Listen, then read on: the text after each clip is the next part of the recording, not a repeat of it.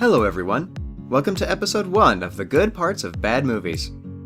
We love tearing apart terrible films, but once in a while, under all the suck, something good stands out.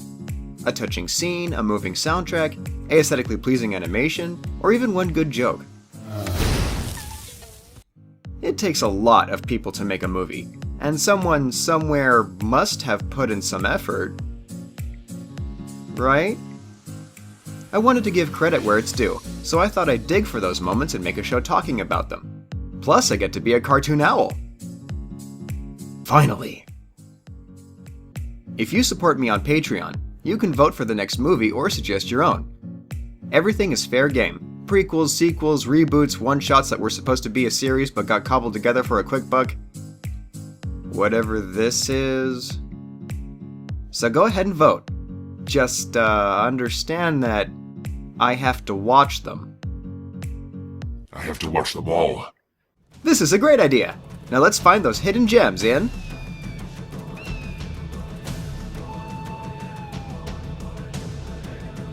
Warner Brothers made many animated movies. Some of them are incredible, and some of them are Space Jam.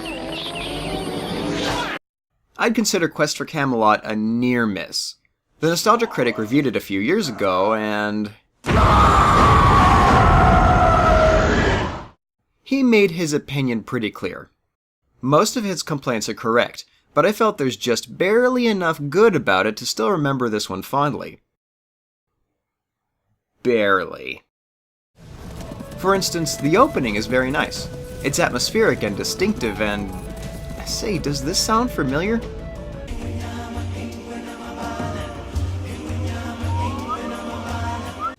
Well, I admire your ambition, movie. While you couldn't possibly compete with Disney's animation, it does still look very good. Most of the time. I am giant! As we go through the opening credits, we see it was based on The King's Damsel by Vera Chapman. No it wasn't. In the book, there is a red knight and she falls in love with a blind man, but that's all they have in common.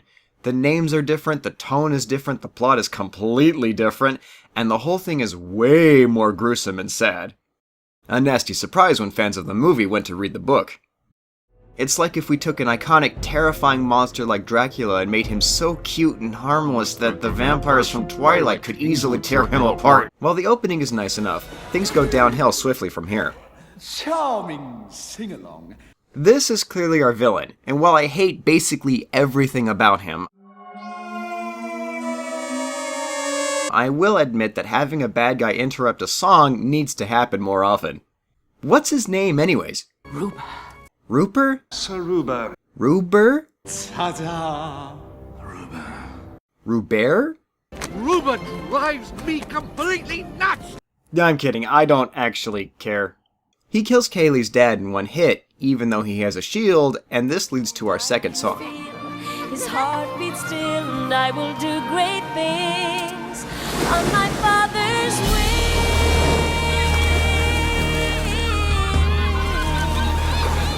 Heart of your world. Is this gonna be a thing? Despite the obvious, let's say, homages to other movies, On My Father's Wings in and of itself is a good song. Kaylee is pretty generic for a heroine, but generic doesn't always mean bad as long as you do something creative with it. She is tiresome for adults, but as a kid, it meant a lot to me to see a girl longing for adventure and glory. Though, once again... But I want to be a knight. Or go on grand adventures, fighting evil, rescuing damsels in distress. What is a damsel anyway? Maybe she's bi. Don't kink shame me. Meanwhile, Ruber sends his griffin to steal Excalibur from King Arthur, and here we have the coolest thing in the movie. The griffin's design is great. He's big and menacing and unique. You wouldn't think of a griffin as evil, but it sure makes sense here. Good job, guys. Hide your seeds and millet, cowards! I wish I knew more about how this dynamic formed, though. Why does Ruber have control of a griffin in the first place? Just No. You're not wrong, but we need to move on. He takes the sword but runs into the second coolest thing, Aiden. And I'm not just saying this because they're birds. Look at the way this falcon is animated. Usually birds in flight are drawn like this, but when Aiden flaps his wings, his whole body moves. They clearly studied real birds and put in tons of effort, and it shows. If you think I'm drawing anything like that, you're nuts. I'm an owl! Aiden bothers the griffin into dropping Excalibur, which falls into the Forbidden Forest. This leads to the main plot of the movie, going on a quest to retrieve Excalibur before Ruber does and save Camelot. On paper, it doesn't sound bad. Most stories about King Arthur and his knights are kind of a sausage fest, so having a heroine saving the kingdom could have been refreshing and fun. Unfortunately, it falls apart in execution, specifically because the characters she meets and obstacles she encounters are, as previously exploded about. The ogre's butt. Yeah, about this guy.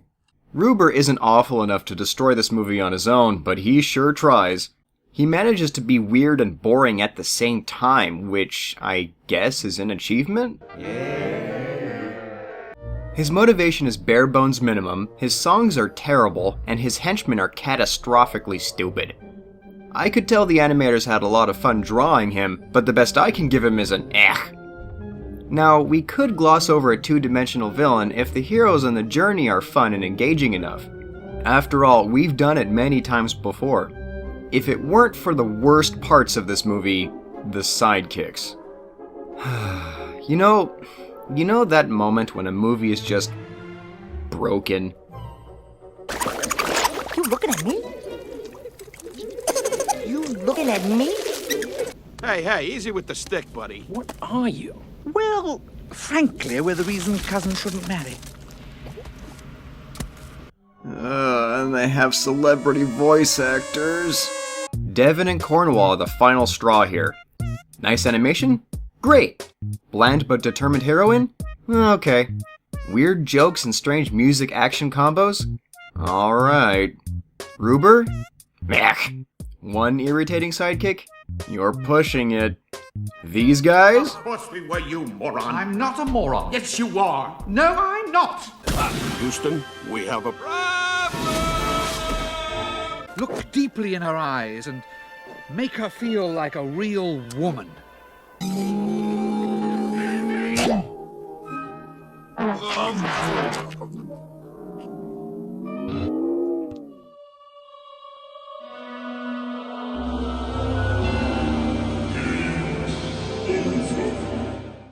Every moment they're on screen is torture. They're like a clown dragging their fingernails across a chalkboard. Even as a kid, I was grinding my teeth. Hey, don't even think about it. For crying out loud, their character development doesn't even make any sense. At the end, there's... Okay. I'm here to point out the good stuff. And there's one thing about this movie that is almost perfect. Hey! That's my net. No, I'm serious. This is Garrett, and he's so great that he nearly makes up for the rest of... this. First off, he's a blind warrior that kicks tons of ass. He hates people in general. Annette, you saved my life. Thank you. Well, anyone can make a mistake. Aiden is his pet/friend that he shares with Merlin? Confusing, but still pretty cool. His jokes actually work. Hey, look. Your falcon has silver wings. Really? I'll have to take your word for that. It means he knows where Excalibur is. Sure he does. In Camelot. You know, big castle, lots of flags. Hurry! You think this is easy? And he's constantly telling everyone else to shut up. Is it her? Quiet. Do you hear something? No. I just want you to be quiet. Yes, good. He even manages to facilitate Devon's one good line. But no more singing. How do you feel about interpretive dance? Apparently he's also a ventriloquist? Me and Aiden. Garrett would have been perfect save for one tiny detail. See if you can spot it. I know the sound of each rock and stone. Yikes, that voice is way off. Maybe the next song will be better. Look at the sky, tell me, what do you see? Jeez, what were they thinking? Garrett is voiced by Carrie Elwes and sung by Brian White. Kaylee has different voice actresses for speaking and singing too. Wait, seriously? It's not the same person? Mother, I don't want a new dress. I want to save Camelot. On my father's wings.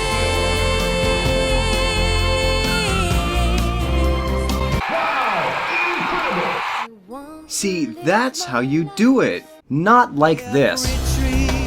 Stands on its own. The one nice thing I would like to point out here is when he touches her face, he sort of sees it. The visual is very pretty, but then Devon and Cornwall ruin it by existing. From here, everything bad gets worse, and extremely confusing. The build-up to the ogre is good, except He's using it as a toothpick. and then they put him back to sleep through hypnosis, and then he sits on the villains and...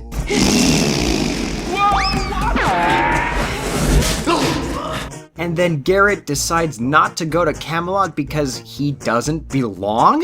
What does that even mean? And then Rupel is defeated by putting the sword back in the stone because there's a magical explosion and it kills him? And turns his henchmen back to normal and separates Devon and Cornwall, who get back together? But the magical sword explosion doesn't heal Garrett's eyes. Why? Why? Why? Just You know what? Go ahead.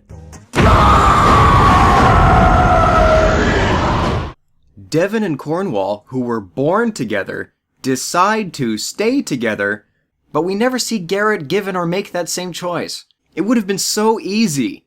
Excalibur, I guess, would be like, "You want your eyes back, man?" And he'd be like, "Nah, I'm good." And we'd be like, "Yeah, sure." Really? It was right in front of you. This is such a pity. I would have forgiven most of this if for a few little tweaks. If only Garrett wasn't cursed with two voices. If only Devon and Cornwall were funny. If only Ruber was anything else. A couple more rewrites could have made it work. I have to wonder how the same studio that made the Iron Giant, Batman the Animated Series, and the Animaniacs made so many awful mistakes. What happened, Warner Brothers? What happened? Who hurt you? So yeah, Quest for Camelot isn't quite a good movie, but it had some good and even some really good things about it. Is it worth a rewatch?